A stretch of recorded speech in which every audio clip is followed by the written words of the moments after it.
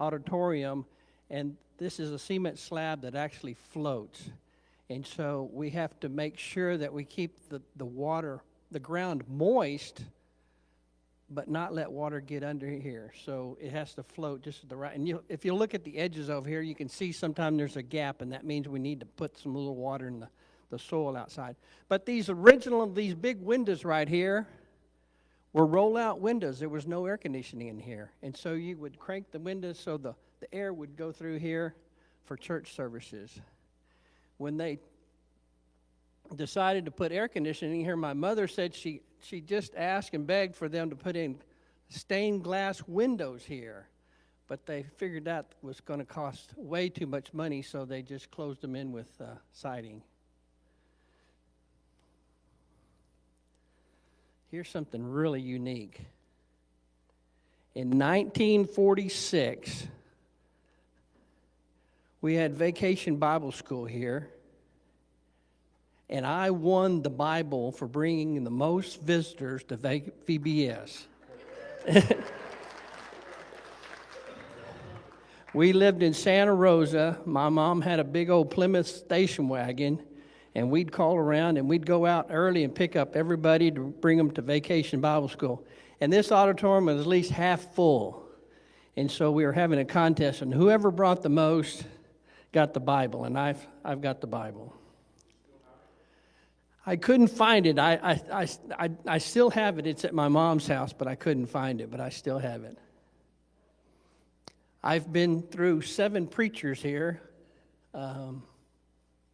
We had more than that in our 100 years, but I didn't know all the first ones, but I did know the 7. We had Lyle Price, who, by the way, lived in the house across the street. That belonged to the church. And when they built this building, they built a house for the preacher. And Lyle Price lived over there. And then we had Johnny Thompson. I'm sure a lot of y'all remember Johnny Thompson. He always wore a bow tie. Remember that? Does anybody remember Johnny Thompson? Somebody? Yeah. He used, after he'd give the sermon, he'd walk down this aisle holding his Bible. I remember that vividly.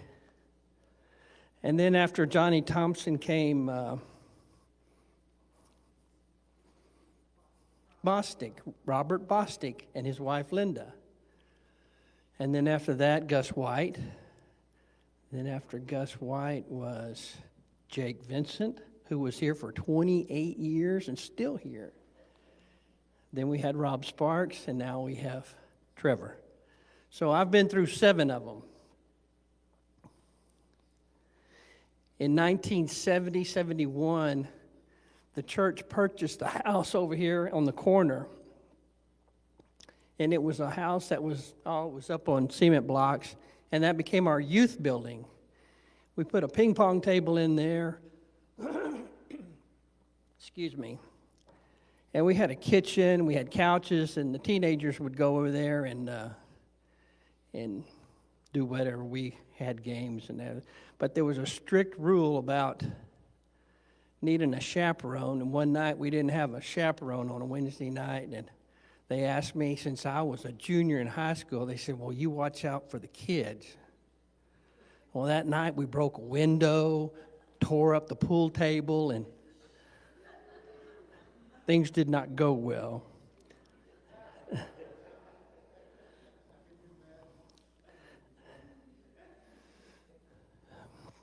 But this yard that we have out here, every Wednesday night and Sunday night, the kids, we had so many children here, we would play games out there. Mostly it was football or catch or whatever. And we did that so often, we about wore out the grass. And they were talking about not letting the kids play out there anymore, so let the grass grow. But we had such a large amount of young people there. I'm just about done. There was several song leaders that were kind of famous. Who remembers Guy Leggett, leading singer here? He had a just outstanding voice, and if he wasn't up here, he would sit in the back, and you would still think he was leading singing from the back. we had Danny Mann Jr. When Danny was in junior high or early high school, we sent him to singing school, and he came back, and he's become a really famous singer in the church. He's led songs at Abilene Christian and different churches all around. And so we also had Bob Mars was an elder here many years ago. He had a son named Robert. And Robert was about 6 or 7 years older than I, and he led singing there, and he was really good too in song leading. I was baptized in the church when I was 13 years old with two of my buddies, Robert Kerr and Larry Pfluger. And Larry Pfluger's dad was the manager of the Rialto Theater here. And he would let us go down there and watch movies, and on Sunday afternoon, he would let us get in for free, Larry and Robert and Bob. Well, Larry Pfluger moved off. His dad got another job, and they moved to Pflugerville. That's up north of Austin there. But Larry Pfluger moved to Pflugerville, and I always thought that was interesting. So anyway, I'm done telling you about my stories, and I'm going to turn it over to Jake, and he's going to get more into the history of the church. But thank you for putting up with me.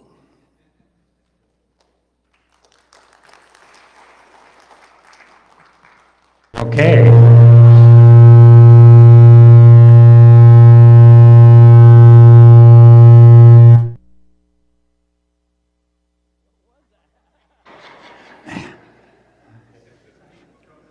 On the day of Pentecost, they were all together in one place, and suddenly a loud sound came from heaven like the rushing of a mighty wind.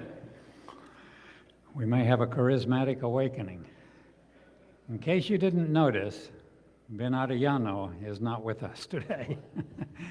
He tested positive for the terrible plague, and so is staying at home. He's not feeling bad, but anyway, we miss him, and he runs our soundboard usually and all of our technology. All right, we're going to talk a little bit about the 100 years of the church in Harlingen, Texas. It was established in either 1919 or 1920. 1920 is the date we can put the very best, so that's why we're celebrating in 2020. It was a period of time, a decade, when a lot of churches of Christ were being established in the Rio Grande Valley.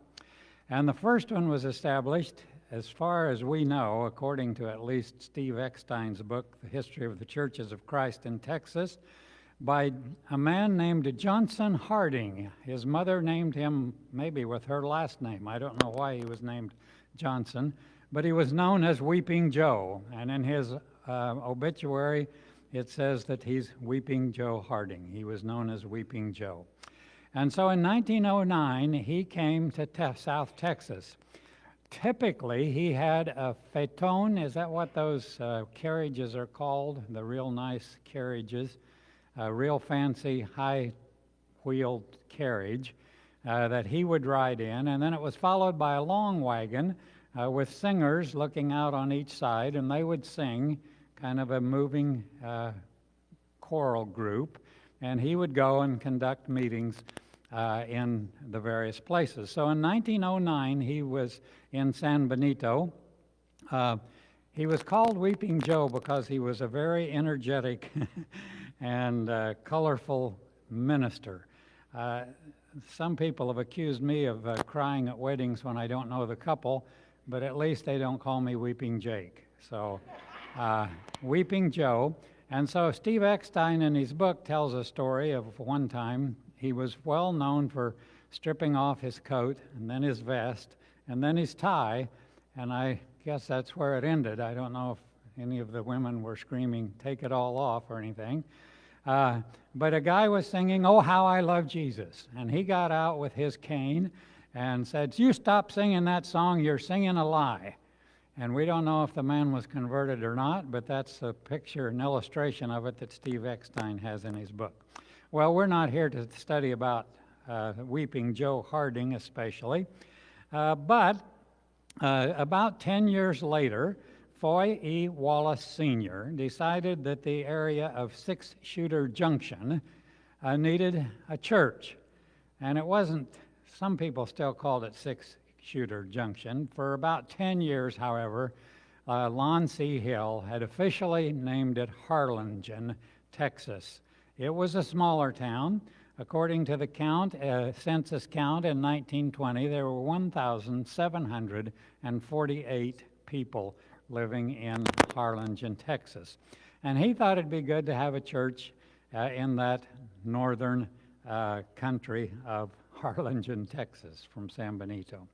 So let me just say a word about Foy E. Wallace Sr. His son was Foy E. Wallace Jr. Jr. was very prominent in Churches of Christ. He wrote, was an editor of a church paper, and Jr. was pretty caustic. He had a lot of confrontations with a lot of different people. He spoke harshly of Steve Williams. I'm sorry, Jimmy, that's Jimmy's uncle. Uncle, is that right? Yeah. He was an avowed racist. He's got several printed things, and one of them is, there's a rumor in the Rio Grande Valley that there are certain brethren that are pushing toward social equality for Negro brethren. And he goes on to talk about that in a very colorful event that happened out on Orphanage Road, out near where Bobby lives. But we'll not go into that probably today. But anyway, he was very caustic, disfellowshipped a lot of people, as many as he could, especially strong on the premillennial issue. But this is his dad that established the church, not the son. And really, they're not junior and senior. They had different middle names, but they always went by Foy E. Wallace Jr. and Sr. So he came to Harlingen and put a tent up. The tent was located at 2nd and Jackson Streets in downtown Harlingen. In later years, it was a Rexall drugstore. In the late 1900s, it was an antique store, and there is a mural painting of Harlingen on the side, I think. So he wrote to the Firm Foundation, Mr. Wallace, after that, and here's what he said. In Harlingen, the meeting began on the first Sunday in November. This is 1920. And it terminated the night of the fourth Sunday. So they celebrated a full month of gospel meetings. The third Sunday of the meeting, we set in order for worship a congregation of 24 members. We closed the next Sunday with 32 members in all. There were 2 baptisms and others reclaimed from carelessness and indifference. Most of the brethren are pure steel in the beginning. I don't know exactly what that means, but he said they were strong, obviously. Pure steel in the beginning. And they were anxious to do something. We have some very fine material in the church there, and I predict success for them now. A congregation was begun there, he says, some time ago but failed, and we don't know what that one is. We haven't been able to trace it down, but that may be why they celebrated the 50-year celebration in 1969 instead of 70. Would that be 50 years? Whatever it would be. So anyway, the church did celebrate a 50-year celebration in October 1969, Okay. So that's how the church begun here. That tent meeting, by the way, was held on the opposite side of the same block where Sunny Glen Children's Home opened yesterday, their grand opening, their not transition house. That was decided it was had a bad connotation, but it's a house for kids that check out or that graduate out, what do they call it, cycle out of the child care program, where they can have a kind of a transition into their own adult life. But always before, when they turned 18, according to government standards, they were immediately released and were immediately homeless, and it was a difficult period for them. So that house was on the same block. So the first assemblies were held in the building of the First Christian Church at 401 East Jackson, but later they took place morning and evening in the Central Ward Elementary School, which is now the Matz Building, located at 513 East Jackson. But then they moved to 3rd and Harrison on April the 6th, 1925. They purchased the lot. They paid $200 down and $100 a year for the next 3 years, which seems like a pretty good price for us today anyway. And they soon had their own stucco church building. I wish you could see this a little better. We're going to have a new projector here someday, so hang in there. It will be a little brighter. But this stucco building was built, we're not sure how much they paid, maybe $3,000. You will notice that it has 2 doors. I've been told one was for women, one for men. They could come to church together, but they didn't go into church together. And I'm not sure about that, but it did have 2 doors on it, and that building was located where the InterFirst Bank parking lot is today. So it was there at 3rd and Harrison. A little later, they refurbished it, and you can hardly tell it's the same building. You can kind of see the same windows. They put a new front on where everybody could go in together. They put an educational wing on the back, and they covered it all with bricks and made a very attractive building and quite different from the other one. And that was done in 1938. So in 1931, they described the previous thing and said the church building is located at 3rd and Harrison. It's a splendid location. The church has a bright future. With its splendid membership and judicious leaders, there is no reason that it should not continue to grow in numbers and good works. The church has had steady growth since its organization and at present has something like 165 members. In 1931, they wrote that. So they did remodel it with brick, and this is what that looked like. So the Mexican-style belfry was removed. The 2 front doors were replaced with a single entryway, and the outside of the building changed significantly, the appearance of it. In 1946, they sold that building, and it was eventually demolished and the parking lot put there.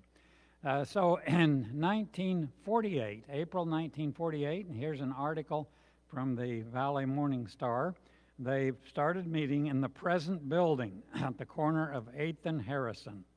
And the first service took place on April 11th, as indicated, in 1948. So here's what the Valley Morning Star, some of the things that it said, among others. The new church building is a beige brick and masonry construction. The interior will have plaster painted walls, rock tile flooring, and acoustical ceilings. There will be seating capacity for 600.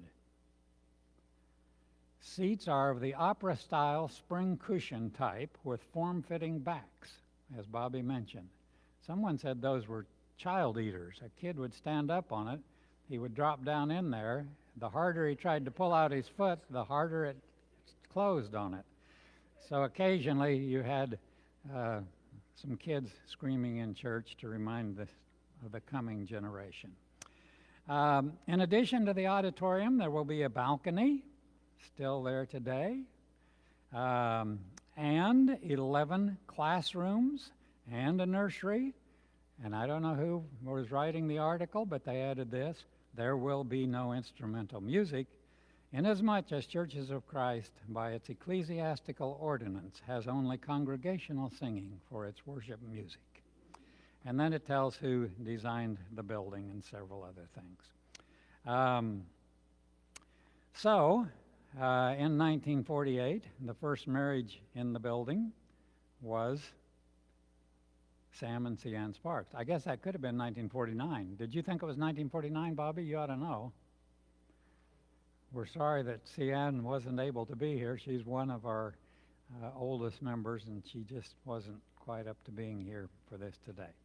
Anyway, that's the building at 8th and Harrison. Then an educational office complex, which is our middle building, was added in 1959. And then our chapel and multipurpose building in 1975. Interestingly enough, we just changed the roof on that building, the multipurpose building. And according to the contractor who did the roof, it's the original roof, which means it lasted 45 years, which is pretty amazing for Harlingen, Texas. It has some hail and hurricanes and other things. So anyway, so Bobby asked about the first preaching ministers. The first one was Foy Wallace Sr., who came up once a month to preach for the church. Then there were several others. I won't go through their names. They're probably not important, but they're listed here. Brother Vaughn in 1929 was paid $125 a month, according to the financial records. E.S. Fitzgerald in 1930 was apparently the first full-time local minister that they had. It's interesting, in September 1930, he was paid $200 a month. I've got 220 on there, but it was 200, I think. Then in September, they dropped him down.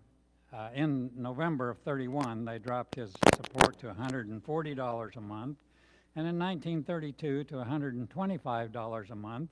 And he seemed to have got the message eventually and changed jobs at the end of 1932.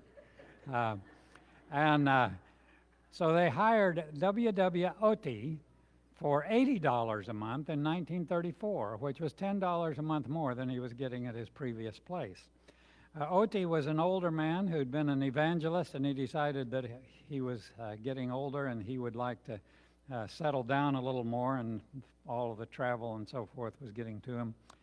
So he worked, and he was a prolific writer. He came in September 1934 and stayed through September 1937. He came without ever seeing the church, and he was 67 years of age. He liked to describe the Rio Grande Valley as an earthly paradise on earth. And there's a book by him that I already stole out of the library, or what, not stole. What is it we could do, Johnny? Take, usurp, whatever book you want. So I've got a copy of that book, A History About Him. But it records that he published no less than 716 articles in church papers. He wrote 9 books and 6 booklets. So this is Mr. Otey, William Wesley, but he always went by W.W. And he was here for those, whatever the number of years that is. Lloyd Smith reports in the Gospel Preachers of Yesteryear that the congregation doubled in size under his preaching, which is pretty amazing. I don't know how many that was. But then we got C.B. Middleton, who was also a well-known man. He was here when they remodeled the building and put the new bricks on it that we saw. He wrote in the Gospel Advocate in 1938, when he came here, these words: "There's more work to do here in Harlingen than I have found elsewhere." I don't know what all that means, if there was a lot of work to get the church in shape or what. But anyway, he said there was more work than he'd found elsewhere. "The laborers are few. I've had 7 meetings here in the valley this year. I would like to conduct more meetings out of the valley next year." And he talks about his ministry and his lament that there are too many soft-soaping preachers in the brotherhood. He was always ready for a battle, and it was Mr. Middleton, C.B. Middleton, that converted the M.H. Coleman, who had a orphanage, School Valley Orphanage for black children at Combs, which was just down the road from where the Sparks family lived also. And so he converted that man, so that was one of our first expressions in caring for orphans, or he taught them the way more perfectly. Coleman is a colorful guy. We could talk about him a lot, too. He'd been for one of the presidents. He'd been a porter for him on some of his hunting trips and other things. But anyway, he was always ready for a battle, they said, and he was prominent here also.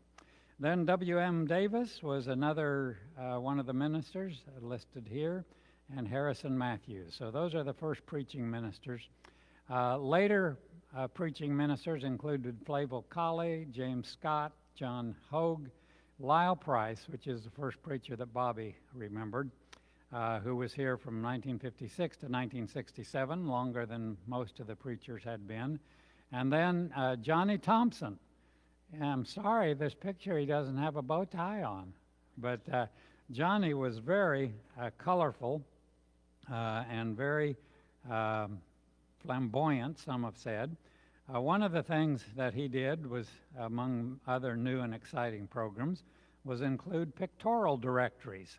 He also improved the bulletin. Lyle Price was the first one that had published a church bulletin. We still have those available over in the file cabinets if you need to go back and look into the 50s. Johnny upgraded the bulletin quite a lot. He was part of establishing the youth center that operated well until they asked Bobby Sparks to control it one night, according to his counsel.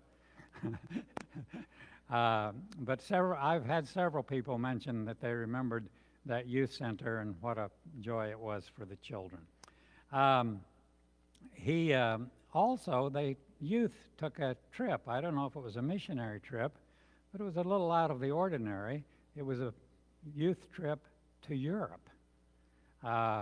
And so Johnny, among other things, also got the Amazing Grace television program to be on the air here.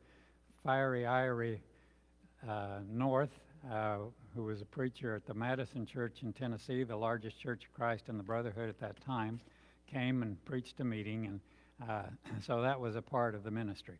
He also established this church pictorial directory, which was kind of a new thing back then. I looked through that and I found two families that are still here today. And here they are pictured, if you can see them. One is the Joe Baker family here with his beautiful young wife, his children. And the other one is the Sam Sparks family with their children. That's Bobby, I guess, and John, and Elizabeth. Elizabeth's got kind of the same face. You could figure her out. I'm sorry we can't see those a little more clearly. They were very small pictures, and when you enlarge them on a screen, they get a little bit fuzzy also. Well, it was also during his time that they established the Amazing Grace. So this is the Amazing Grace national newsletter, which says, the 8th and Harrison Church of Christ sponsors Amazing Grace in Harlingen, Texas. The Church of Christ in Harlingen, Texas numbers over 400 members, which is wonderful. I just am blessed and pleased and wish it could be closer to that today. It was during that time also that they built what we call our multipurpose building in 1975. That's the one that we just recently re-roofed, has the chapel and the fellowship hall and the classrooms. And this was the grand opening invitation that appeared in the Harlingen Valley Morning Star. So it was during Johnny Thompson's times also that they sold that older house across the street that had been built for that purpose and got a bigger kind of a ranch house out on Bowie and 6th Street or 7th for the preacher. Unfortunately, he had a brain tumor and passed away not too long after leaving here. I'm not sure how long it was, but it wasn't too long. So let's see. Well, did we get through our other preachers? Yes, okay. Then Robert Bostic, Gus White. I came right after Gus White, and several of the older ladies called me Gus during most of the time that first few years that I was there, which I appreciated. Gus is living in Colorado, I think, now, and is retired.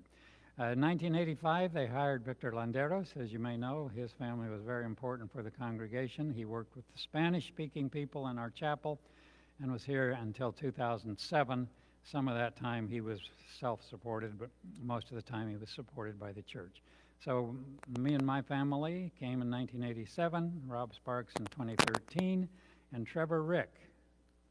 Boy, I have trouble with that, Trevor. Came in 2020, and he will be here, we hope, until the Lord comes or calls him home, which we hope will be a long time. So there are several other interesting things, but I won't bore you with all of them. They did have an area-wide valley meeting with N.B. Hardeman in 1940, and it was held at Harlingen's new municipal auditorium, which is still there today, although it's got a whole new front on it. I've seen a picture of what it was then, and it's kind of like the two church buildings. You hardly recognize each one of them. But there was a big event, and they had Brother Hardeman preach for that meeting. He's the man for whom Freed-Hardeman University is named, a very prominent leader. The Christian Chronicle in 1940 described the City Harlingen Auditorium as the largest and most attractive auditorium in the valley. And Ira Rice was here then, Ira Rice Jr., and he commented in one of his publications, The Christian Soldier, considered by far the most consequential event in the history of the Rio Grande Valley Christianity, the valley-wide Hardeman-Steffens meetings closed on Wednesday night, February 28, 1940, at the Harlingen Municipal Auditorium with about 1,000 in attendance. And he said that they'd scheduled for the next year Foy Wallace Jr. and Hardeman again for the year following that, but apparently those meetings never really fully came to be. So they spent $450 on that meeting, and the church in Harlingen supplied $119 of that, which was the largest contribution. The second largest was from Brownsville at $65, and all of the others were significantly smaller. I don't know whether to tell this next thing that happened at the meeting or not. My wife is saying, and my son's saying, well, it was during that meeting that Jefferson Davis Tant had retired and was living at Los Fresnos. And he wanted to speak to the meeting, but they thought he might be a little too caustic, much like Foy Wallace Jr. So this is reported in the autobiography of Ira Rice, or biography. One particular thing that the committee did was to devise a plan for keeping old Brother Tant off of the platform during the 10 days of the meeting with Brother Hardeman. From where I sat, high in the rear of the balcony, I watched him jump back and forth on his heavy cane between the short staircases leading up to the stage. Guards had been posted at both ends to keep him off. That worked successfully for a couple of nights. However, on the third night, they must have let their guard down, and Brother Tant got by them. To my delight, he climbed up on the platform. He headed straight for the microphone. When he got a hold of it, before exulting in the fact that we finally had Brody Hardeman, as he called him, for such a great gospel meeting, he had some choice words for the untoward brethren who had prevented him from speaking earlier. He said that those brethren have a diarrhea of words and a constipation of ideas.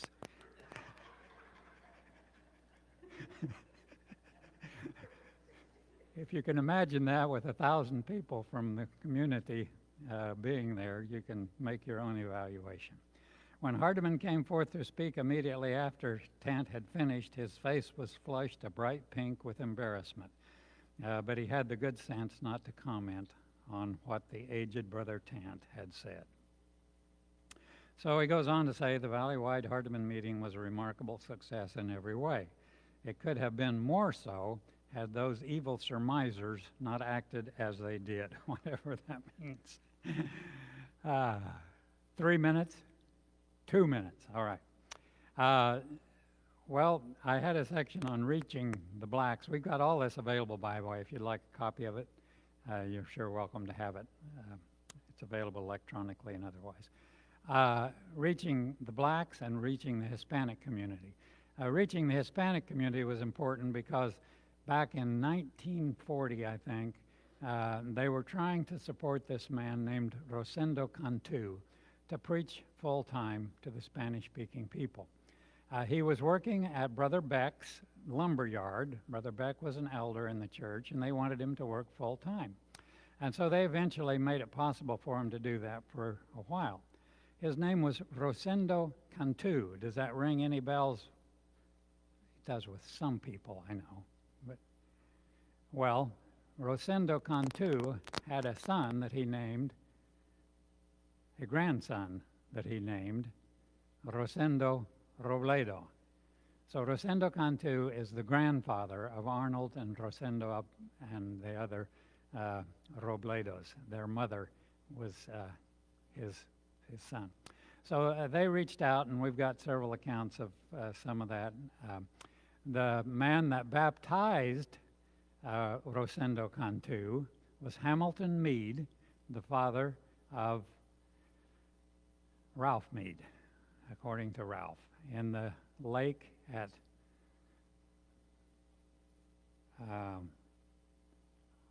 what is the lake called? At Rangerville Lake. We don't know exactly what that is, if it's that little swamp along the road or something else. What about it? Laguna de las Vacas? Is that where she was baptized?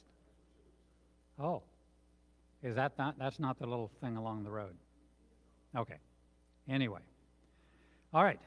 Any questions in the last 30 seconds? Well, thank you for your attention. If you want more detail, there's more here than you would ever care to read, probably. So, let's see. Did I get to anything here that I missed putting up there?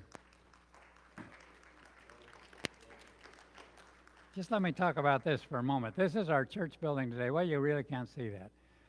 I've been studying the ancient cathedrals, or the Middle Ages, and they all put their buildings in the form of a cross, and I don't know if the guy thought of us or not, but ours is that way, with the entryway here, the nave where the people sat, the transverse, which represents the cross on the cross.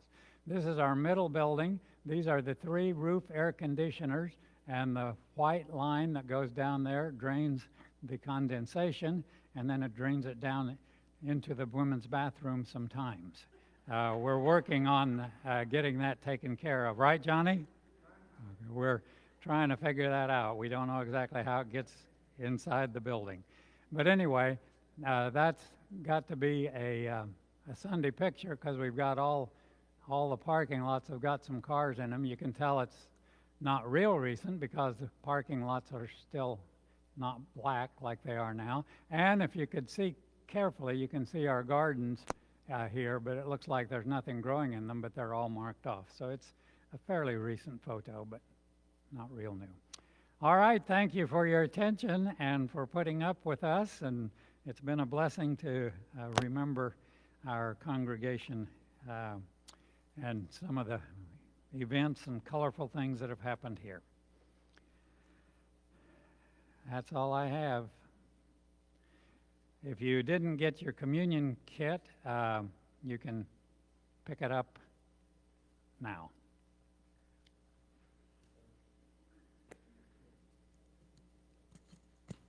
Oops.